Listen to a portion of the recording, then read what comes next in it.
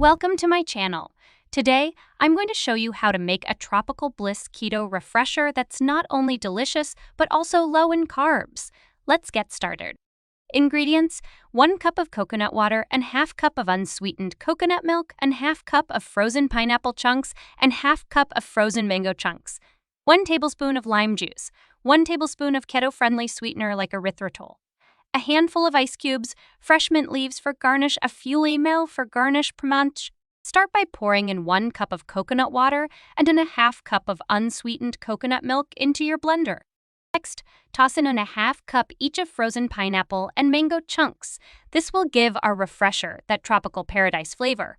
Now let's add a zesty kick with 1 tablespoon of lime juice. Don't forget to grate a bit of lime zest for extra flavor. For sweetness without the sugar, add 1 tablespoon of your favorite keto-friendly sweetener. I'm using erythritol here. To make it super refreshing, toss in a handful of ice cubes. Now, blend everything until it's smooth and creamy. Pour this tropical delight into a glass. For that extra wow factor, you can garnish it with a sprig of fresh mint.